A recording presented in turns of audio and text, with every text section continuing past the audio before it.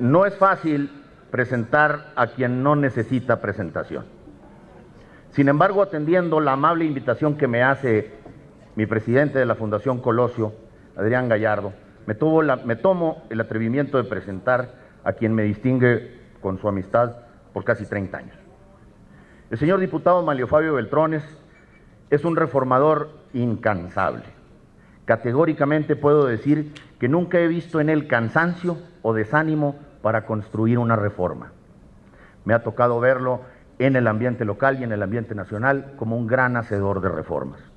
Por el contrario, la sola posibilidad de hacer que las leyes evolucionen es un gran estímulo en su quehacer político.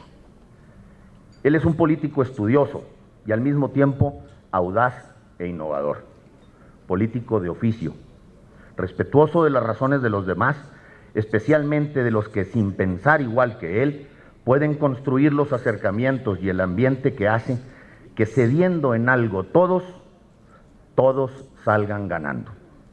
Político de palabra, sus compromisos frente a sus pares y aún frente a quienes no lo sean se cumplen invariablemente.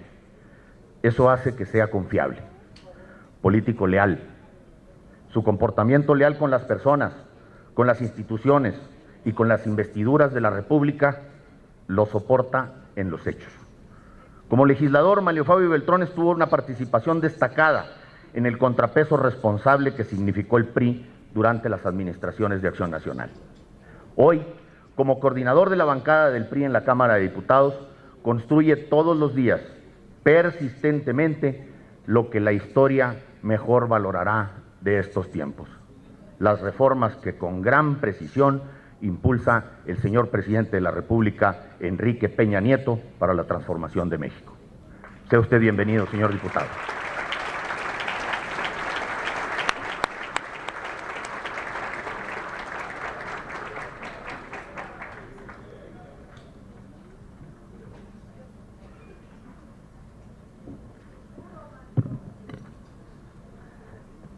Como se habrán dado cuenta, es mi amigo.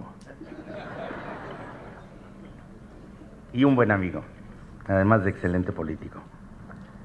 Señor presidente, muchas gracias por esta invitación que le ha hecho usted a su amigo, el coordinador del grupo parlamentario del PRI en la Cámara de Diputados, a fin de poder reflexionar con mis pares, con muchos de mis pares que son legisladores locales y federales, lo que venimos haciendo en los últimos 15 meses mínimamente en la Cámara de Diputados. Lo hago con enorme satisfacción de poder comenzar argumentando el trabajo del grupo parlamentario del PRI y de la Cámara de Diputados en general alrededor de lo que yo he conocido como el mejor diseño de políticas públicas, de cambios y transformaciones que se ha dado en México en los últimos 25 años. Y es que reflexiono en cuántas ocasiones he tenido el privilegio, el honor y sobre todo la distinción que mi partido me ha dado para poder participar electoralmente y representarlo en diferentes posiciones. Y es ahí en donde, como bien señalaba Gilberto, nos encontramos siempre contentos de poder lograr cambios y transformaciones que adecuen perfectamente bien la vida institucional de nuestro país a la circunstancia moderna y a la posibilidad de ser mejores. Y es que los cambios y las transformaciones, si no tienen como eje principalísimo que sirvan a la gente, que ayuden, que mejoren nuestro crecimiento, que disminuyan la desigualdad, que nos lleven a combatir la pobreza, pues no tienen un eje bueno que nosotros podamos apoyar. Lo he platicado en diferentes ocasiones con el señor presidente del partido, el doctor César Camacho, lo he hecho también con nuestra amiga Ivonne Ortega, secretaria general, y hoy con el privilegio de haber sido invitado también por nuestro querido amigo Adrián Gallardo a este foro que, por cierto, se distingue por su contundente presencia de quienes pueden hacer posible las transformaciones en este país en los próximos años. Déjenme platicarles algo que quisiera poder expresarlo de la mejor manera y darles a ustedes las razones por las cuales en estos 15 meses, 16 meses, se han llevado a cabo reformas tan profundas como nunca antes se habían visto en el país. Me siento enormemente orgulloso de pertenecer a esta legislatura, a la bancada del PRI, en esta 62ª legislatura, donde muchos mexicanos, muchas mexicanas de distintos partidos políticos, pero donde destacan los del PRI, han hecho posible que las cosas buenas pasen. Creo que hace un momento varios de mis compañeros, desde el senador David Penchina hasta el diputado Javier Treviño, tuvieron la oportunidad de platicarles de algunas de las reformas que hemos construido. Pero yo quisiera concentrarme en decirles en buena parte qué es lo que más me motiva a ir acompañando estas reformas en México al lado del presidente Enrique Peña Nieto. Y lo tengo que hacer porque debemos de obrar siempre con honestidad, comportarnos con la debida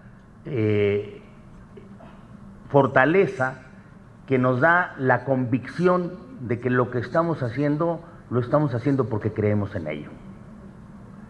Hace poco, y aquí saludé hace un momento a mis amigos tamaulipecos, estuve allá en una rendición de cuentas que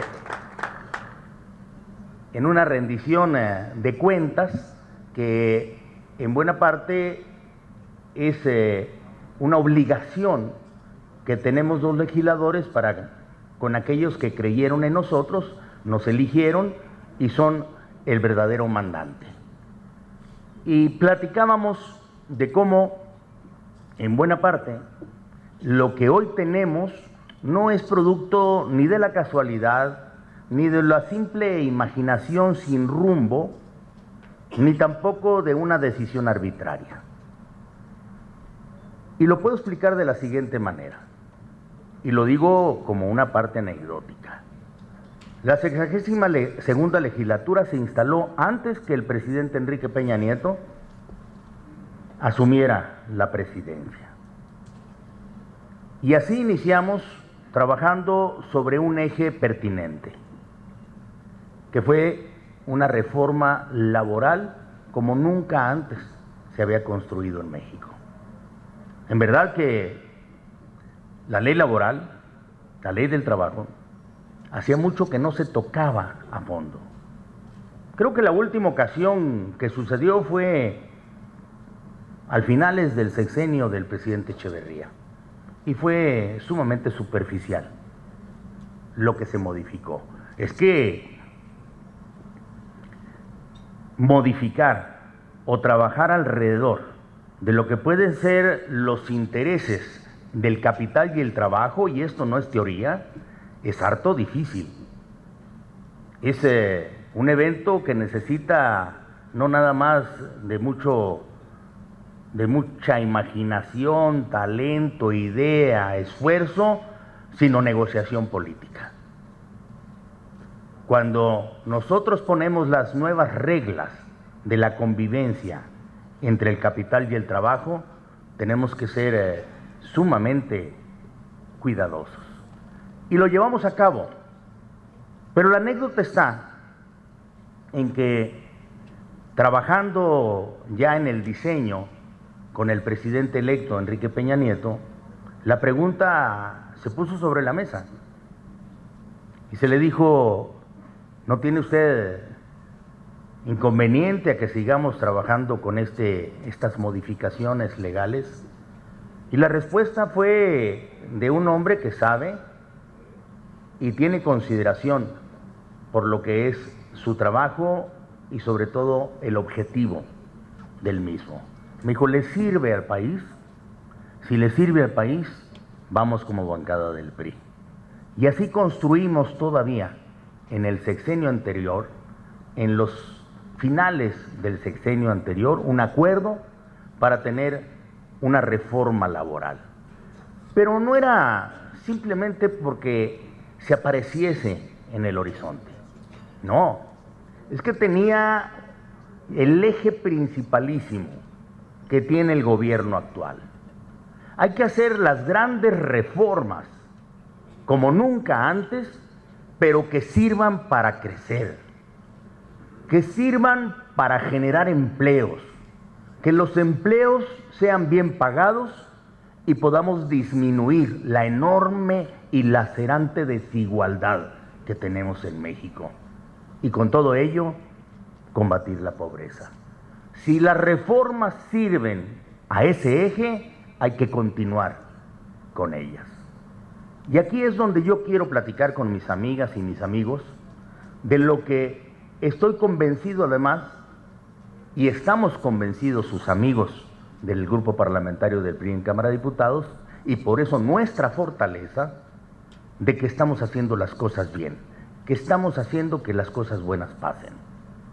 Continuamos posteriormente con una reforma profunda, una reforma ya con el presidente Enrique Peña Nieto en materia educativa. La reforma educativa que cambia todos los parámetros y sobre todo las ideas de hacia dónde debemos de trabajar para mejorar la calidad de la misma y sobre todo la certeza de que la habremos de tener y por muchos años, tiene un eje parecido a la reforma laboral. Son distintas, pero conviven. ¿Y cómo no podría ser que convivan los dos igualadores sociales más importantes que hay en México y en el mundo? A nosotros no nos va a igualar, a propósito de tantas diferencias que tenemos en materia de ingresos, una cuenta bancaria similar en el monto. La verdadera forma de igualar a los mexicanos es que tengan trabajo de calidad y bien pagado y educación de calidad que le permita competir en igualdad de circunstancias. Y ese es el trabajo del Estado mexicano. Así es como lo concibe este gobierno, el gobierno del presidente Peña. Así es como nosotros trabajamos en la Cámara de Diputados y en la Cámara de Senadores. Pero siguiendo el eje, si ya habíamos construido una reforma laboral, una reforma educativa igualadora, teníamos que continuar. Y por eso viene la de telecomunicaciones. ¿Qué es lo que se busca con la reforma en telecomunicaciones? Encontrar más competitividad en México y sobre todo mejores y más baratos servicios. Y esto solamente se puede llevar a cabo con la necesaria interconexión. Y trabajamos en ese sentido. Es mucho más compleja, ustedes mismos lo saben, pero el eje es ese. Le sirve a México para abatir su pobreza, ganando competitividad y con esto inversión, empleo, y beneficia a los bolsillos de las familias mexicanas porque los servicios serán de calidad y más baratos. Sí, la aprobamos. Y es el mismo eje entonces de la reforma en competencia económica. La competencia es el signo de los nuevos tiempos. La competitividad en el siglo XXI es algo parecido a lo que en el siglo XX significó la mano de obra barata. En el siglo XX, las inversiones del mundo iban a donde había mano de obra barata. Y es entonces cuando nuestros líderes obreros peleaban y peleaban con todo lo que podían para evitar que se castigara tanto el salario. Y así aparecían aquellos conflictos. Hoy en día no es mano de obra barata lo que necesitamos. Es mano de obra capacitada, bien pagada y gran competitividad por parte del país. Y por eso es el mismo eje que viene dándose en las reformas. No son casuales, no son dispersas como en otros años, no son ocurrentes como podría ser de un gobernante que se presenta y dice qué es lo que hay hoy en día, sino que tienen un eje específico: ley laboral, reforma educativa, reforma en materia de telecomunicaciones, reforma en materia de competencia económica.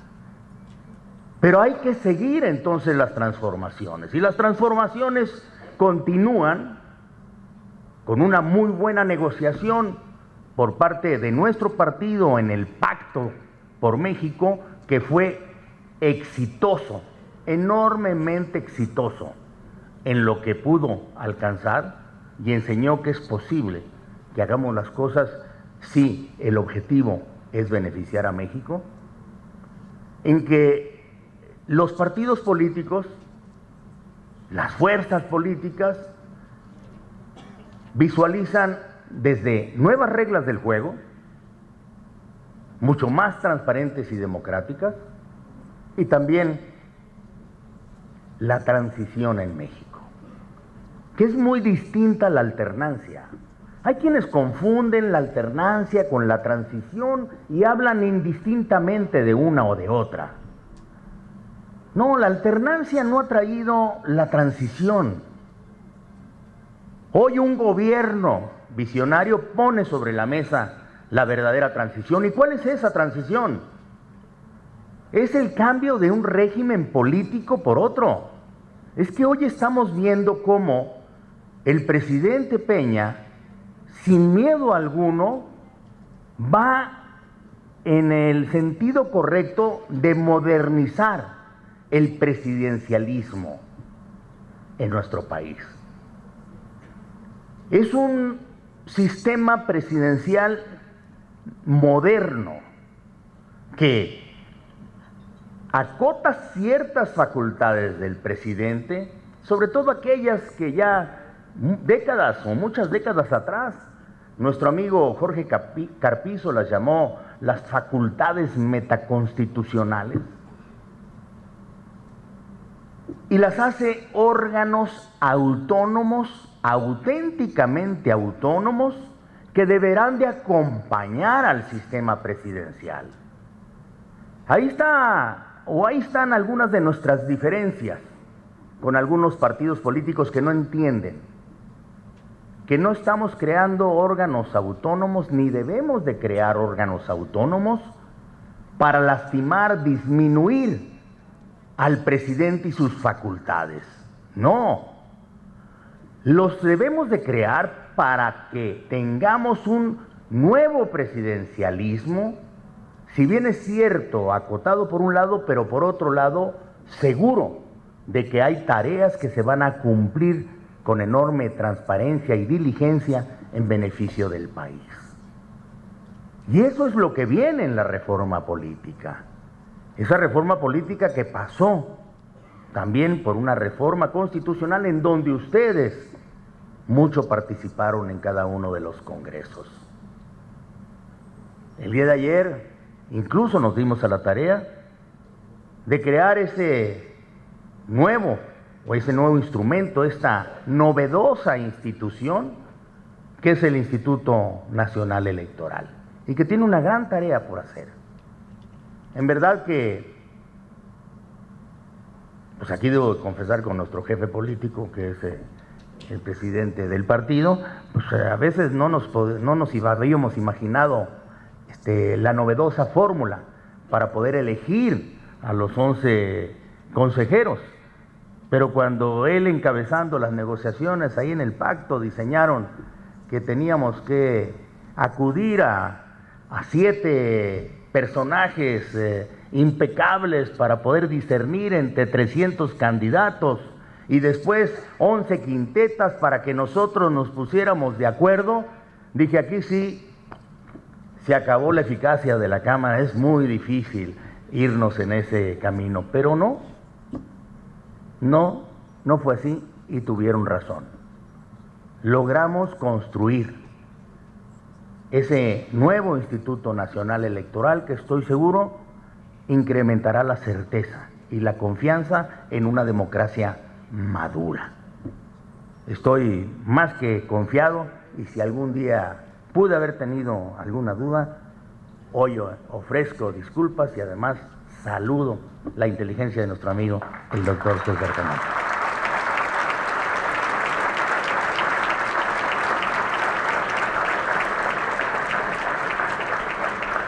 Pero entonces tenemos un eje que no termina, la laboral, la educativa, la de telecomunicaciones, la de competencia, la reforma política, la reforma electoral. Pero si el eje es más crecimiento económico, más empleo para acabar la desigualdad, que esa es la ruta que estamos siguiendo, necesitamos una reforma financiera. Y vino la reforma financiera. Y también teníamos que acomodar, y hay que decirlo en justicia, en la parte fiscal, muchos de los huecos que teníamos que permitían abusos. Sé que en la polémica, hoy está, así sucede, hablar de impuestos no es fácil, por eso se llaman impuestos, si no se llamarían consensos, pero se tienen que hacer. Y el eje de esa reforma fiscal, que pudimos pulir con algunas cuestiones que no eran convenientes en Cámara de Diputados, es acabar con muchos de los abusos que se habían generado en los años porque no nos atrevíamos a tocar ciertos privilegios. Puedo diseñarles algunos, voy a tocar 3, 4. La consolidación fiscal, que hacía que las grandes empresas simularan que pagaban impuestos, comprando empresas quebradas para cruzarlas con sus utilidades y no pagarle impuesto al fisco. Eso se acabó.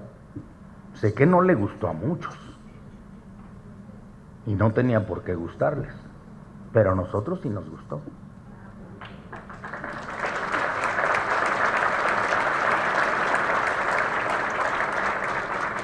O podría tocar otro punto que sé que sobre todo, y lo platicamos en Tamaulipas, y lo he platicado en Sonora, a nuestros amigos de la industria maquiladora les causó ruido, pero era justo lo que se estaba haciendo.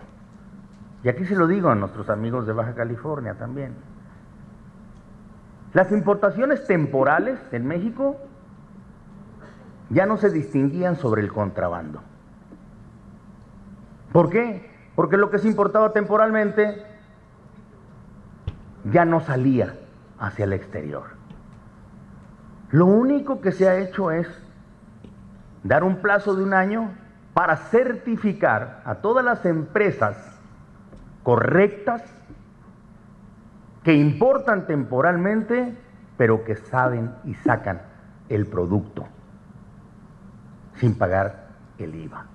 Porque de lo contrario, lo que estábamos haciendo es auspiciar, y aquí están nuestros amigos poblanos y muchos otros más, que ese contrabando funcionara deslealmente en México. Y eso fue lo que sucedió.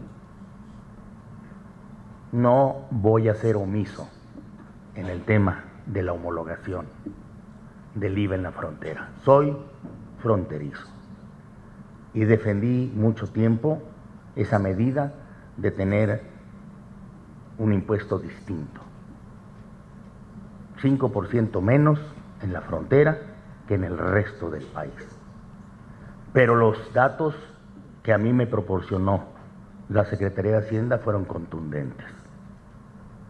Ese beneficio del 5% que se pensó hace mucho tiempo ya no iba al bolsillo de los habitantes de la frontera. Si uno iba a una tienda en donde se paga IVA, en Guadalajara, en Puebla, en Hermosillo mismo, y compraba un producto y después iba a la frontera, veía que valía igual. Si uno iba a comprar un vehículo a Hermosillo o a Guadalajara y a la frontera, costaba igual. Y llegaba uno a la distribuidora y le decían, el precio de lista es el mismo. Bueno, pero hay un IVA que se paga a nivel nacional de 16 y aquí se paga del 11. ¿Quién se quedaba con ese 5%? No eran los pobladores. Son los que andan marchando en las calles, representando a los que se robaban ese 5%. Hoy tenemos que buscar mejores mecanismos para ayudar a los habitantes de la frontera y que sí perciban los beneficios. Por eso, la homologación del IVA. Y puedo decirles con enorme certeza, que no estábamos equivocados. El índice de inflación que hemos tenido en enero y febrero en el país no es distinto al que se tiene en la frontera, es parejo. No hubo mayores precios del producto, solamente le siguen cobrando lo mismo, pero no se quedan con el 5%. Y ahí está la diferencia. Pero en fin, sé que son temas difíciles y densos y además me pidió el presidente de la Fundación Colosio que fuera muy sucinto en mi intervención, pero todavía me quedan 10 minutos, presidente, para...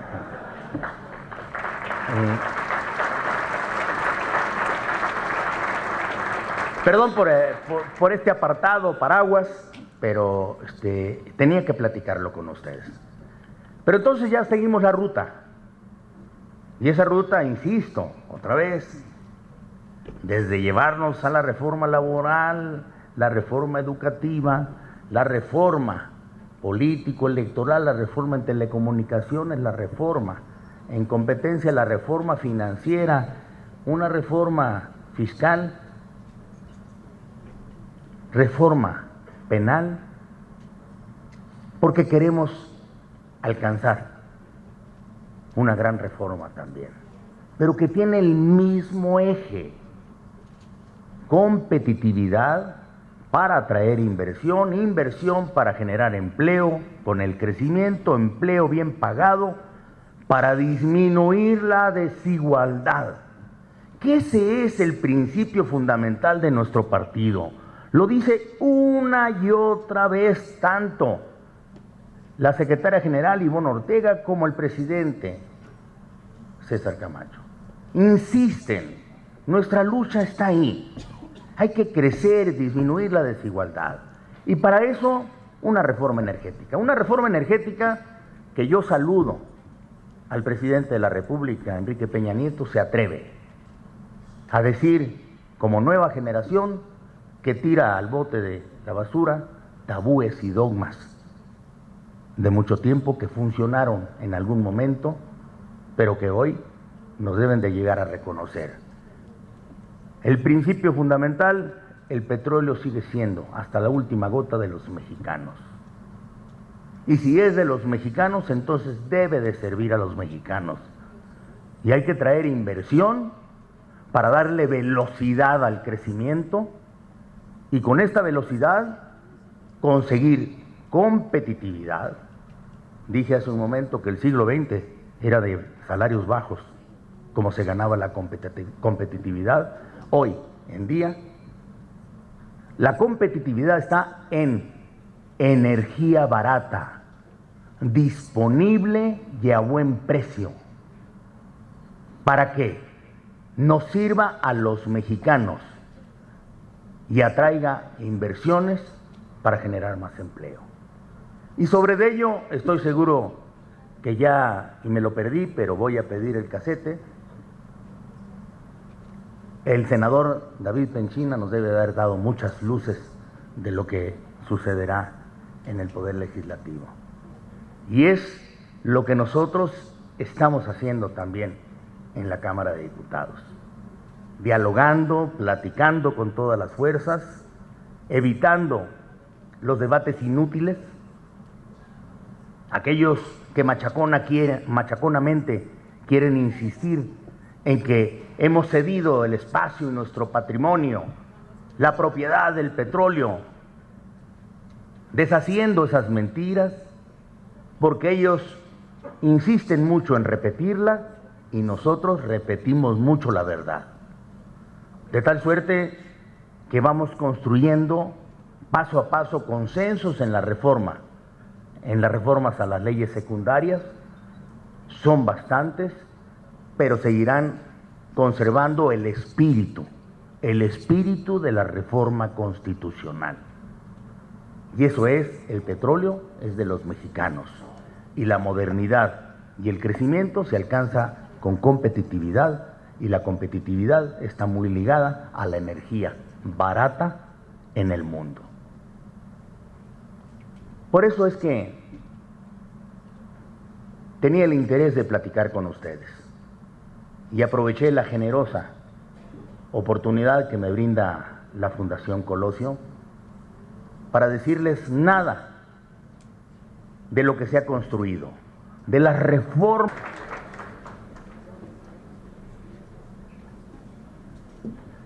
Muchas gracias, Gustavo, por la presentación. Me da mucho gusto verte a ti, a mis compañeros y amigos de Nuevo León y a todos los legisladores que vienen a este evento. En primer lugar, quiero agradecer a Adrián Gallardo, al presidente de nuestro partido, César Camacho, a Ivonne, nuestra secretaria general, pues la invitación a que pudiera estar esta tarde aquí con ustedes. Además, me da mucho gusto poder hablar después de mi amigo, el senador Penchina, porque compartimos y que yo también soy secretario de la Comisión de Energía en la Cámara de Diputados y hemos estado trabajando juntos en estos temas, nada más que, y él también está en la Comisión de Hacienda del Senado, así es de que bueno, pues ahí estamos, ahí nos intercambiamos con estos temas interesantes.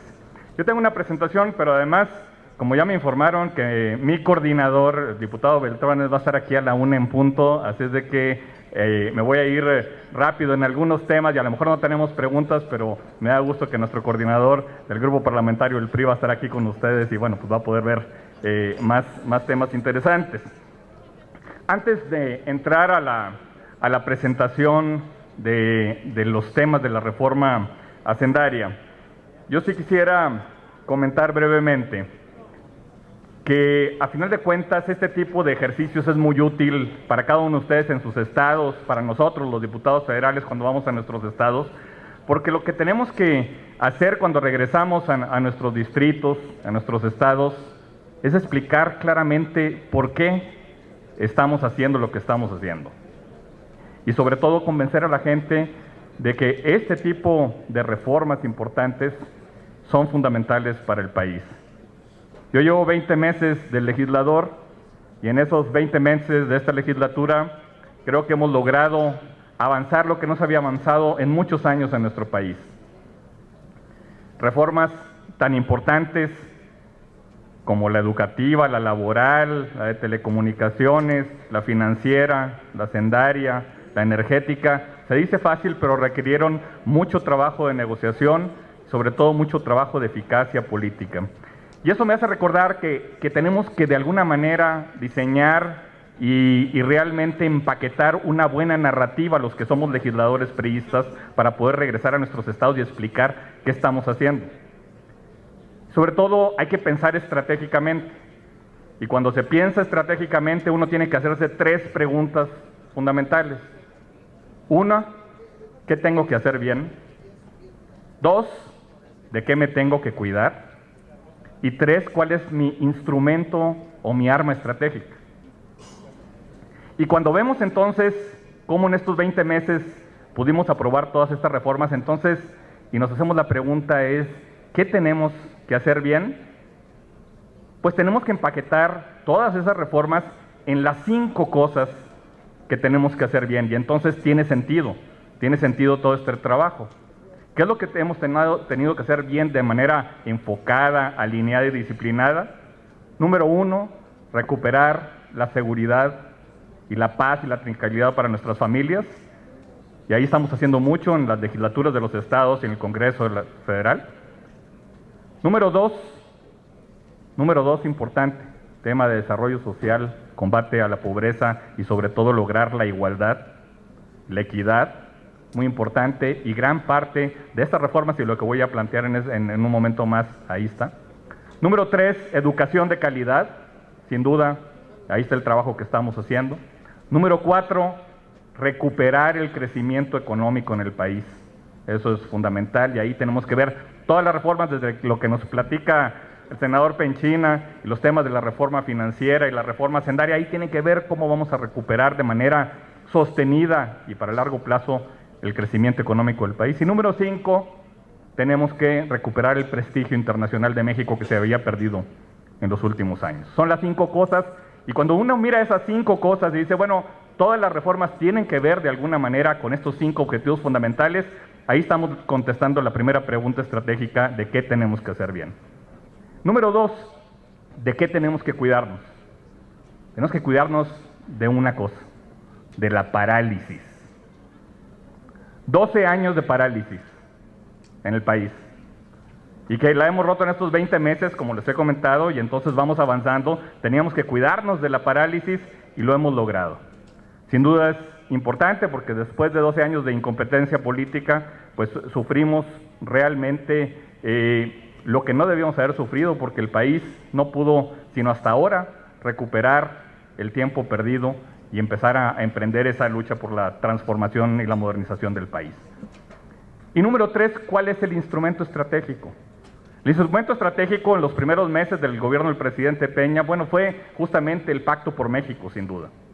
Ese fue un instrumento muy importante en cuanto al diálogo, la manera en que pudimos concertar y definir objetivos claros, precisos, con líneas de tiempo, con tiempos muy claros y fechas límite muy claras, de tal manera que pudimos avanzar, pero el diálogo, a final de cuentas, ese diálogo, esa realmente negociación entre las diferentes fuerzas políticas se vuelve el instrumento estratégico, y eso es lo que estamos esperando en nuestros estados. A mí me tocó ser secretario general de Gobierno de Nuevo León también y trabajar muy de cerca con el Congreso del Estado y con los diferentes partidos políticos, y lo que era importante era cómo lograr ese diálogo para poder avanzar en los objetivos fundamentales del Estado. Así lo estamos haciendo a nivel federal. Entonces, cuando uno ve esta forma de pensar estratégicamente, uno ve que reformas tan importantes como el caso de la reforma hacendaria, pues prácticamente se enmarcan dentro de estos lineamientos estratégicos de hacer bien estos 5 objetivos fundamentales, de evitar la parálisis para el futuro en el país y sobre todo de lograr ese diálogo y esa concertación. Ahora bien, quisiera ir rápidamente a hablar tanto de la reforma hacendaria como algunos de los temas fundamentales de seguridad social. Si podemos pasar a la primera lámina, a la siguiente. ¿Qué logramos con la reforma hacendaria? Porque a final de cuentas es difícil para quienes estábamos en la Comisión de Hacienda pues tener que estar hablando de impuestos, ¿no? Porque eso es lo que a nadie le gusta, pero realmente cuando uno define claramente los principales mensajes y cómo logramos con una reforma hacendaria de seguridad social, logramos realmente hacer más simple el sistema, transformarlo, modernizarlo, tapar los hoyos. Realmente lo que vemos es que por un lado sí fortalecimos la progresividad del sistema tributario, se aumentaron tasas marginales máximas del impuesto sobre la renta para las personas de mayores ingresos. Realmente estamos viendo y es una reforma que busca, van a tener la presentación, al final les van a dar, ya se las dejé aquí, es de que no hace falta tomarle fotos, la van a tener en su USB, en una pluma por ahí. Además, bueno, pues tratamos todo el tiempo como legisladores de no afectar a la clase media en el país, evitando los aumentos a la tasa para ingresos de hasta 750,000 pesos. Se graban los ingresos personales por dividendos y ganancias en bolsa, los cuales se concentran exclusivamente entre el 10% más rico de la población. Realmente hicimos un trabajo muy esmerado en la Comisión de Hacienda, en la Cámara de Diputados, para poder definir exactamente cómo íbamos a lograr proteger a los que menos tienen, las clases medias, y cómo concentrar en o fortalecer esta progresividad del sistema tributario. Y se preservó, sobre todo, que esa era una postura importante del gobierno del presidente Peña y de los diputados del PRI, preservar la tasa cero del IVA en alimentos y medicinas, y eso es importante también en nuestro discurso político en todos nuestros estados. Siguiente.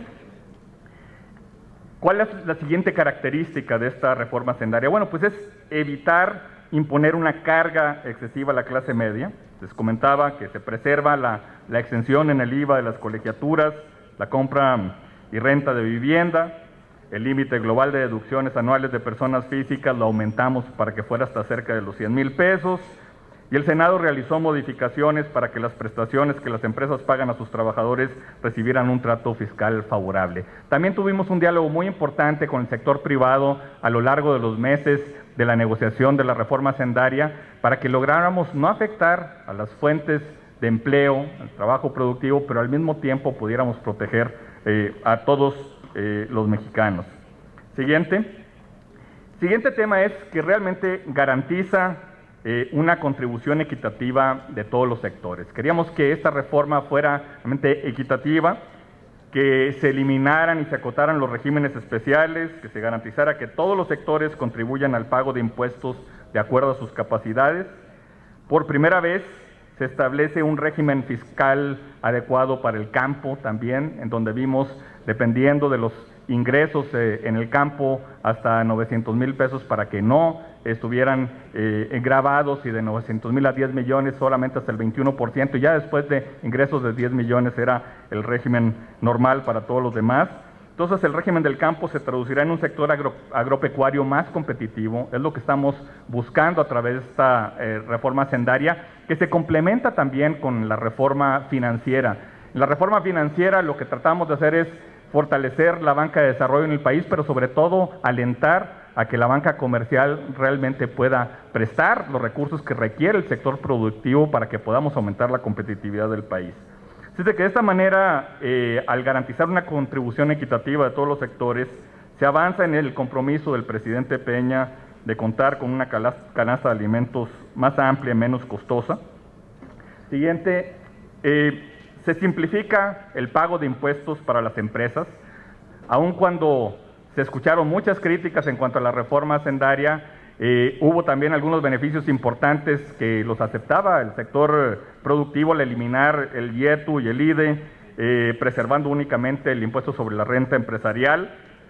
Realmente el trabajo que hicimos en la Comisión de Hacienda en la Cámara de Diputados fue crear realmente una nueva ley del impuesto sobre la renta, más breve, simple. No era solamente el quitar o poner algunos nuevos artículos, sino hacer todo un nuevo ordenamiento que acotaba o eliminaba diversos regímenes especiales. Y lo que hacíamos es favorecer particularmente a las pequeñas y medianas empresas que tienen menos recursos humanos y financieros que destinar a las tareas relacionadas al pago de impuestos. Se ha buscado, y eso lo hemos trabajado también con el Servicio de Administración Tributaria, el hecho de que quienes están realmente generando riqueza y prosperidad en el país, que son los micro, pequeños y medianos empresarios, pues no se pongan cargas adicionales en la parte burocrática para poder lograr que cubran con todas sus obligaciones. Siguiente. Bueno, esta reforma tiene como objetivo también fundamental promover la incorporación a la formalidad de los negocios y los trabajadores. Por eso, en la reforma se crea el régimen de incorporación fiscal para los negocios con capacidad administrativa limitada. Los contribuyentes del régimen están recibiendo descuentos en el pago de impuestos y de cuotas de seguridad social, y la participación va a conllevar al acceso a beneficios de seguridad social para los dueños de negocios y sus trabajadores. Y realmente lo que estamos viendo en esa transición es que tras un periodo de 10 años, los participantes ingresarán plenamente al régimen general. Habrá muchos detalles y obviamente que estamos a su disposición más adelante a través de la Comisión de Hacienda de la Cámara y de los diputados de los diferentes estados que realmente participaron en esta reforma, para poder estar muy cerca de ustedes y que podamos resolver temas que sean de preocupación especial en cada uno de sus estados. La siguiente, buscamos que también esta reforma hacendaria y seguridad social promueva la protección del medio ambiente y la protección de la salud de la población. Y de ahí que había varias disposiciones importantes donde se establecían